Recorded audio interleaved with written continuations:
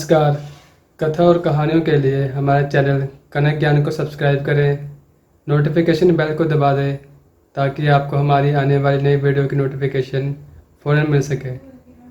राधे राधे मित्रों, ये कथा बहुत ही मनोरम है।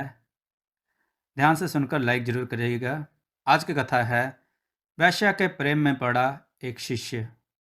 विलोक नामक नगर में सूर्यप्रभ नाम का राजा राज करता था। उसके कोई संतान न थी। उसी समय में एक दूसरी नगरी में धनपाल नाम का एक साहूकार रहता था। उसकी स्त्री का नाम हिरण्यवती था और उसके धनवती नाम की एक पुत्री थी। जब धनवती बड़ी हुई तो धनपाल मर गया और उसके नाते रिश्तेदारों ने उसका धन ले लिया। हिरण्यवती अपनी लड़की को लेकर रात के समय नगर छोड़कर चल दी। रास्ते में उसे एक चोर सूली पर लटका हुआ मिला। वह मरा नहीं था। उसने हिरण्यवती को देखकर अपना परिचय दिया और कहा, मैं तुम्हें 1000 सोने के सिक्के दूंगा। तुम अपनी लड़की का ब्याह मेरे साथ कर दो। हिरण्यवती ने कहा, तुम तो मरने वाले हो। चोर बोला, मेरा कोई पुत्र नहीं है और निपुते की परलोक में सदगति नहीं होती। अगर मेरी आज्ञा से और किसी से भी इसके पुत्र पैदा हो जाएगा तो मुझे सदगति मिल जाएगी। हिरण्यवती ने लोभ के वश होकर उसकी बात मान ली और धनवती का ब्याह उसके साथ कर दिया। चोर बोला, इस बड़ के पेड़ के नीचे सोने के सिक्के गड़े हैं, सो ले लेना और मेरे प्राण निकलने पर मेरा क्रियाक्रम करके तुम अपनी बेटी के साथ अपने नगर में चली जाना। इतना कहकर चोर मर गया।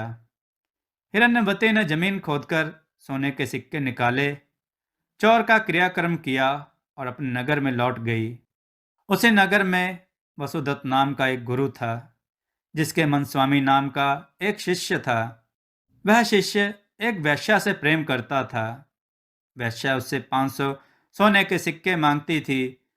वह कहाँ से लाकर देता। संयोग से धनवती ने मनस्वामी को देखा और वह उसे चाहने लगी। उसने अपनी दासी को उसके पास भेजा। मनस्वामी ने कहा कि मुझे 500 सोने के सिक्के मिल जाएं तो मैं एक रात धनवती के साथ रह सकता हूँ। हिरण्यवती राजी हो गई। उसने मनस्वामी को 500 सोने के सिक्के दे दिए। बाद में धनवती का एक पुत्र उत्पन्न हुआ। उसी रात शिवजी ने सपने में उन्हें दर्शन देकर कहा, तुम इस बालक को 1000 सोने के सिक्के के साथ राजा के महल के दरवाजे पर रख आओ। माँ बेटी ने ऐसा ही किया। उधर शिवजी ने राजा को सपने में दर्शन देकर कहा, तुम्हारे द्वार पर किसी ने धन के साथ लड़का रख दिया है, उसे ग्रहण करो। राजा ने अपने नौकरों को भेजकर बालक और सोने के सिक्कों को मंगा लिया। बालक का नाम उसने चंद्रप्रभ रखा। जब वह लड़का बड़ा हुआ तो उसे गद्दी सौंपकर राजा काशी चला गया और कुछ दिन बाद मर गया। पिता के ऋण से उऋण होने के लिए चंद्रप्रभ तीर्थ करने निकला। जब वह घूमते हुए गया कूप पहुंचा और पिंडदान किया तो उसमें से 3 हाथ एक साथ निकले। चंद्रप्रभ ने चकित होकर ब्राह्मणों से पूछा कि किसको पिंड दूं। उन्होंने कहा, लोहे की कील वाला चोर का हाथ है, पवित्री वाला ब्राह्मण का है और अंगूठी वाला राजा का। आप तय करो कि किसको देना है। इतना कहकर बैताल बोला, राजन तुम बताओ कि उसे किसको पिंड देना चाहिए। राजा ने कहा, चोर को, क्योंकि उसी का वह पुत्र था।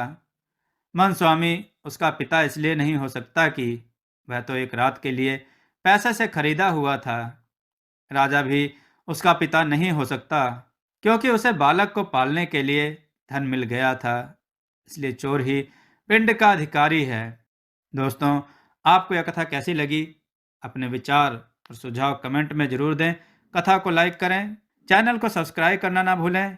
जय श्री राधे कृष्ण।